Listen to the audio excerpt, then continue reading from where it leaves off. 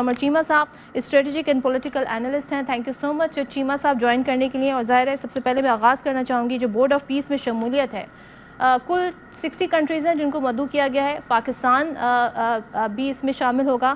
ذرا اس حوالے سے بتائیے گا اگر نہیں ہوتا ہے, کیونکہ میں تنقید کے حوالے سے بعد میں آپ پر بات کروں گی, اگر نہیں ہوتا ہے تو ظاہر ایک بڑی ہم اس وقت مؤثر اور توانا آواز ہیں اور سب ہماری طرف ہی اس حوالے سے دیکھ رہے ہیں کہ پاکستان کیا موقف رکھتا ہے.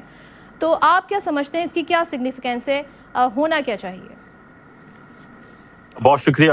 دیکھیں پہلی بات تو یہ ہے کہ جتنے بھی ملٹی لیٹرل پلیٹ فارمز ہوتے ہیں وہاں پہ آپ کوئی اگر انوائٹ کیا جاتا ہے اور آپ کو ایک گلوبل ایشوز کے اوپر ایک اہم آواز سمجھا جاتا ہے تو میں سمجھتا ہوں کہ اس میں شرکت ضرور کرنی چاہیے, پہلی بات. دوسری بات یہ ہے کہ جہاں پہ پاکستان کے کور فارن پالیسی کے جو انٹرسٹ ہیں, پاکستان نے اس پہ آپ کو پتہ ہے کبھی بھی کمپرومائز نہیں کیا. آپ کشمیر کو دیکھیں, آپ فلسطین کو دیکھیں. اب غزہ کے مسئلے کے اوپر پاکستان تو U N security council, U N general assembly, دنیا کے ہر پلیٹ فارم پہ غزہ کے مسلمان بھائیوں کے ساتھ کھڑا ہوا ہے, اور دنیا نے دیکھا ہے کہ ہماری جو پوزیشن ہے وہ غزہ کے ساتھ ہے. اسرائیل کے خلاف ہم نے ڈٹ کے آواز بلند کی ہے. چائنا کو دیکھیں آپ, ہمارے جس طرح ہم نے اپنی فارن پالیسی کو بیلنس کیا ہوا ہے. دنیا میں ملٹیپل پاور سینٹرز ہیں, آپ دیکھیں کوئی ایک پاور سینٹر نہیں ہے, کوئی دنیا میں کوئی سول سپر پاور نہیں ہے. تو آپ کو ملٹیپل پاور سینٹرز کے ساتھ کو ایگزسٹ کرنا پڑتا ہے. آپ کو چائنا سے بھی اچھے تعلقات رکھنے ہیں, عرب ورلڈ کے اندر بھی آپ کو اچھے تعلقات رکھنے ہیں, آپ کو یورپ میں بھی انگیج کرنا ہے, امریکہ کے ساتھ بھی انگیج کرنا ہے, پھر سینٹرل ایشیا ایمرج کر رہا ہے, پھر انڈو پیسفک کے اندر بہت سارے جو ممالک ہیں ان کی اہمیت ہے. تو میں سمجھتا ہوں کہ ہم جو یہ جو پاکستان کو آفر آئی ہے جہاں پہ 60 ممالک ہیں, اور آپ اس سے تھوڑا پیچھے چلے جائیں, جب ایجپٹ کے اندر پاکستان کے پرائم منسٹر کو ڈونلڈ ٹرمپ نے اسٹیج پہ بلایا اور پاکستان نے ان کو نامینیٹ بھی کیا نوبل امان نام کے لیے, بیکاز ان کی قربانی, انہوں نے اسٹیٹمنٹ دی کہ انہوں نے جنگ رکوائی بھارت اور پاکستان کی, اور اس میں لاکھوں لوگوں کی جانیں بچی, جس میں کوئی جو ہے وہ کوئی شک نہیں ہے.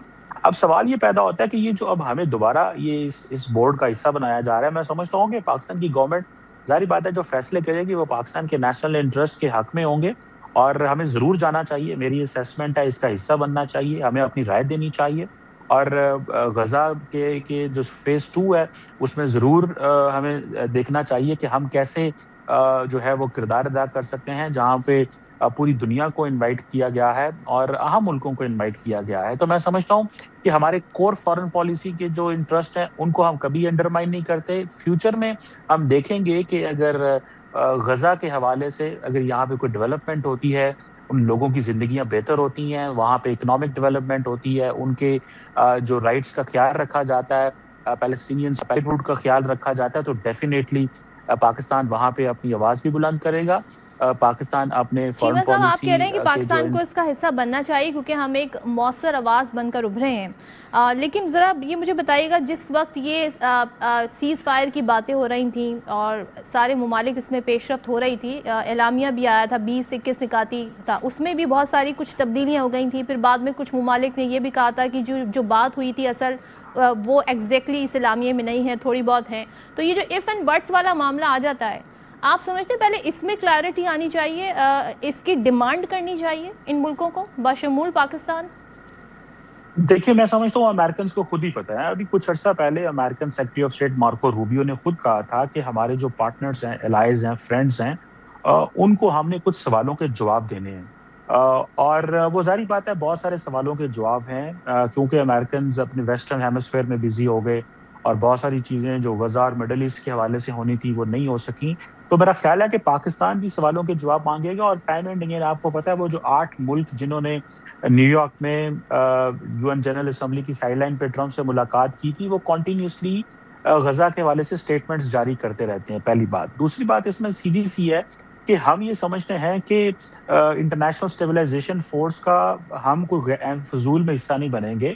اس کا جو مینڈیٹ ظاہری بات ہے اس کا تعین کیا جائے گا. ہم کوئی غزہ میں ڈی ملٹرائزیشن کے لیے نہیں جا رہے, نہ ہمارا یہ مینڈیٹ ہے, نہ ہم یہ کرنا چاہتے ہیں.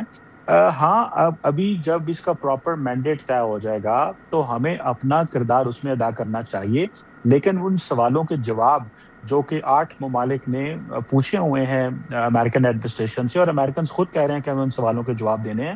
تو میرا خیال ہے بیک اینڈ میں بہت سارا کام ہو رہا ہے، ابھی انتظار کرنا چاہیے.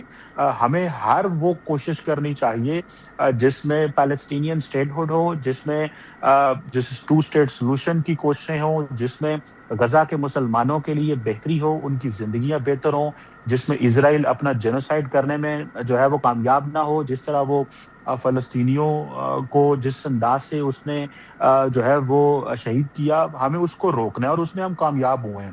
اور آئندہ بھی میں سمجھتا ہوں کہ پاکستان کا جو کردار ہے وہ اس میں باقی مسلم ممالک کے ساتھ مل کے ہم کوئی بہتر آپشنز اختیار کریں گے. اور یہ جو 60 ملک جو ورڈ آف پیس میں ہے، میں سمجھتا ہوں ان کے جو پرائمری جاب ہوگا وہ ڈیولپمنٹ ہوگا، ریکنسٹرکشن ہوگا، اسٹیبلٹی ہوگا.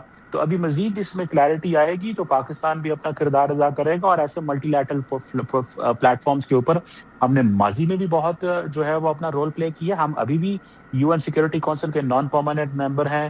دنیا کے بڑے جو انسٹیٹیوشنز ہیں، ہم برکس کے ممبر بننے جا رہے ہیں، ہم SCO کے ممبر ہیں. تو ہم ملٹی لیٹرل پلیٹ فارمز کو کبھی بھی اگنور نہیں کرتے. ہم نے OIC ہو، ہم نے ہمیشہ SARC کی ریوائول کی بات کی ہے جس میں بھارت نے اپنی ہٹ دھرمی دکھائی ہے.